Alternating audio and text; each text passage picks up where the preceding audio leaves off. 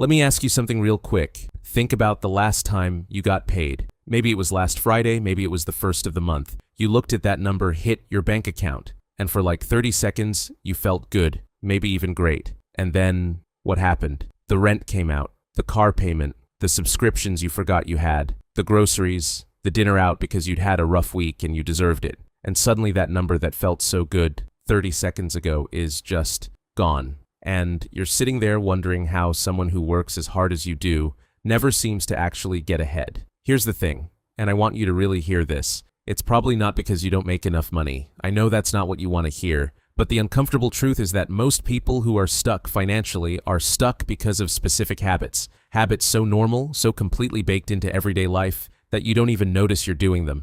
They feel like just living, but they're quietly, consistently, methodically keeping you broke. And look, I'm not here to shame you. I've made basically every single mistake I'm about to talk about. Some of them more than once. Embarrassingly more than once. But once I started identifying these patterns for what they actually were, everything changed. Not overnight. This isn't that kind of channel. But meaningfully, measurably changed. My name is Tate, and I break down personal finance in a way that actually makes sense for regular people. Not people with trust funds. Not people who already have $500,000 invested. People who are out here trying to figure out why their paycheck disappears before they do. If that's you, subscribe and hit that like button, because this video might be the most important 17 minutes you spend this week. Today we're going through 7 financial habits that are keeping you poor. Not hypothetically poor, actively, right now, draining your future. And by the end of this, you're going to be able to look at your own life and spot exactly which ones have been working against you.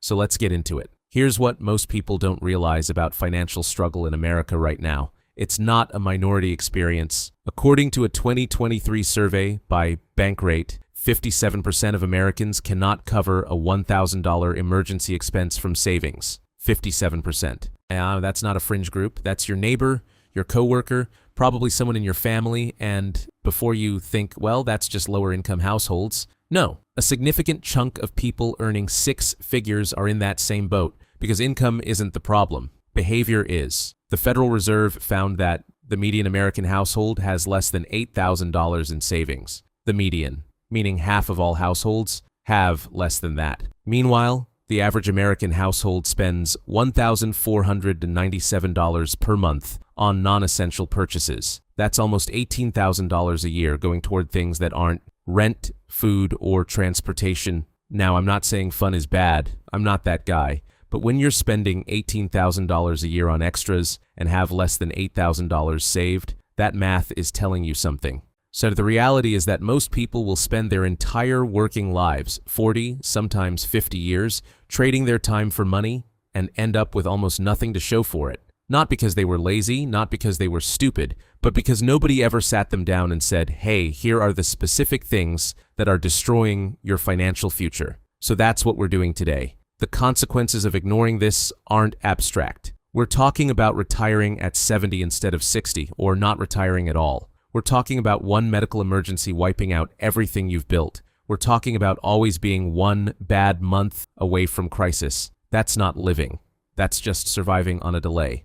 And you deserve better than that, all right? Habit number 1, and this one's gonna sting a little. You spend first and save whatever's left, which, if you're being honest, is usually nothing. This is the default setting for most people. Money comes in, bills go out, life happens, and at the end of the month, you look at your account and think, I'll save more next month. And then next month comes, and you don't. The fix here is almost annoyingly simple, but that doesn't make it easy. You flip the order. The moment money hits your account, you move a set amount, even if it's just $50, into savings before you pay anything else, before Spotify, before DoorDash, before anything.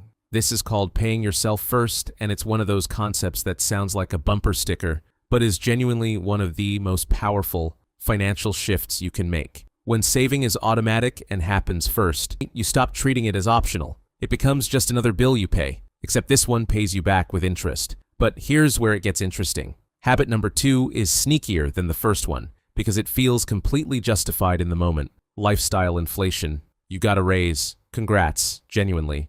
But then you moved to a nicer apartment, got a newer car, started going to slightly fancier restaurants, and now somehow you're just as broke as you were before the raise, maybe broker. This is lifestyle inflation, and it is absolutely ruthless. Here's the math on why this is so devastating. Let's say you're making $50,000 and you get a $10,000 raise, bringing you to $60,000. After taxes, that extra 10 grand might be around $6,500 in take-home. If you invest that entire $6,500 every year instead of upgrading your lifestyle, and you do that for 20 years at a 7% average return, you're looking at roughly $267,000 from one raise that you didn't even have before. But instead, most people take that raise and immediately expand their expenses to match it and then wonder why financial security feels impossible. Your future self is begging you not to do this. Now you might be thinking, okay, but I deserve to enjoy my money. And yes, you absolutely do. I'm not saying never upgrade your life. I'm saying wait. Give yourself at least 6 months before you change your lifestyle after a raise. Put the extra money to work first. Let it start building momentum. Then, if you want to upgrade something, you can do it from a position of actual financial strength rather than just spending more because you have more. Habit number 3 is one I see constantly, and it masquerades as being financially responsible. Carrying a balance on your credit card because you always pay the minimum. Let me show you exactly how much this is costing you with a real number. Let's say you have $5,000 in credit card debt at 22% interest, which is actually below the current average, by the way. If you only make the minimum payment every month, which is typically around 2% of the balance or $25, whichever is higher, it will take you over 17 years to pay that off. And you will pay approximately $7,300 in interest alone. So that $5,000 of stuff actually cost you $12,300 and 17 years of your life. Credit card debt isn't just expensive, it's one of the most efficient wealth destruction mechanisms ever invented, dressed up as convenience. Here's the part that might blow your mind. Habit number 4 isn't about spending at all. It's about not investing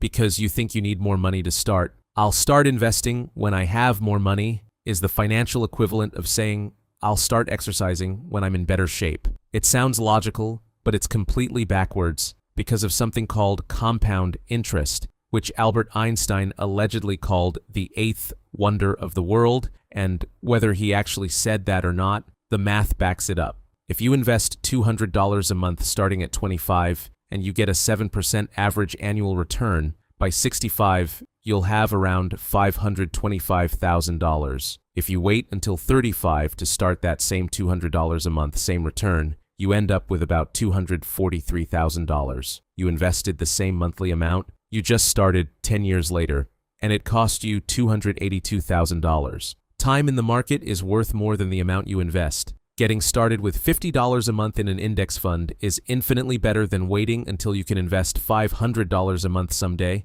That someday has a price tag, and it's enormous. Habit number 5. You have no idea where your money actually goes, and I don't mean that as an insult. Most people genuinely don't track their spending, and they operate on a feeling of, roughly, where their money goes. But feelings are not a budget. A study by Mint found that people who don't track their spending underestimate their monthly expenses by an average of 40%. 40%. If you think you're spending $3,000 a month, you might actually be spending $4,200. That $1,200 gap is $14,400 a year, just quietly vanishing. Not tracking your spending is like driving to a destination with your eyes closed and being surprised when you end up somewhere you didn't intend to go. Habit number 6 is brutal and also wildly common. You buy things to impress people you don't even like that much. The new car, the designer bag, the vacation you posted but couldn't really afford, the house that's slightly too big. There's a great line from the book The Millionaire Next Door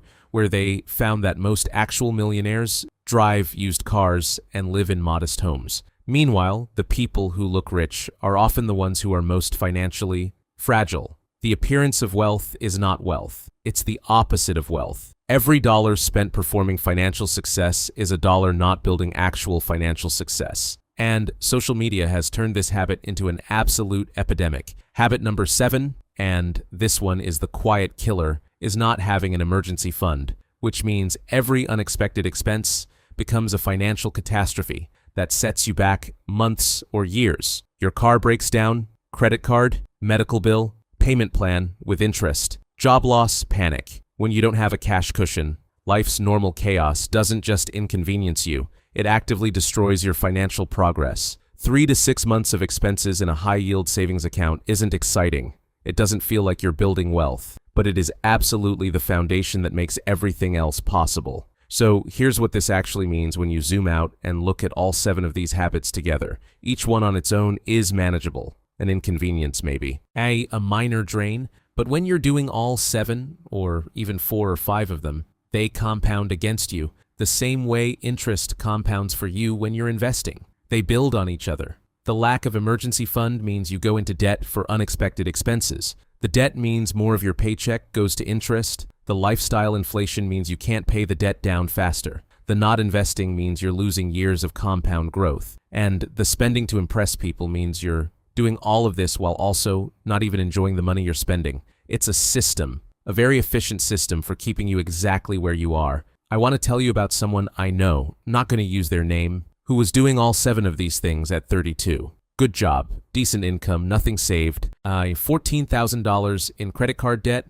leasing a car they couldn't afford, no investments. By 38, 6 years later, they had paid off all the debt, had 4 months of expenses saved, and had $47,000 in their investment accounts. They didn't get a massive raise. They didn't win anything. They just stopped doing the things that were working against them and started doing the things that work for them. 6 years, completely different financial life. That can be you. It genuinely can. But it starts with being honest about which of these habits you're currently doing. Here's how to actually start turning this around. First, set up automatic savings the moment your paycheck hits. Even $25 to start. Make it automatic so it's not a decision you have to make every month. Second, and track every dollar you spend for 30 days using any free app. Just know where it's actually going. Third, list every debt you have with the interest rate next to it and attack the highest interest rate first while paying minimums on everything else. Fourth, open a brokerage account or contribute to your employer's 401k if you have one, even $50 a month, and put it in a simple index fund. Stop waiting for the perfect moment. Fifth, build your emergency fund to $1,000 as fast as possible. Sell something, pick up extra hours, cut something temporarily. Just get to that first $1,000. It changes everything psychologically. None of this is complicated. That's actually the point. The habits keeping most people poor aren't complicated either. They're just normal. They're what everyone around you is doing. And if you keep doing what everyone around you is doing, you'll end up where most people end up, which statistically is not where you want to be. You have the information now. The only question is what you do with it. If this video helped you see your own habits a little more clearly, hit that like button. It genuinely helps this channel reach more people who need to hear this. And if you want more content like this, subscribe. We're here every week, breaking down the stuff they really should have taught us in school. Your financial future isn't determined yet, but the habits you keep today are building it, whether you're paying attention or not. Start paying attention.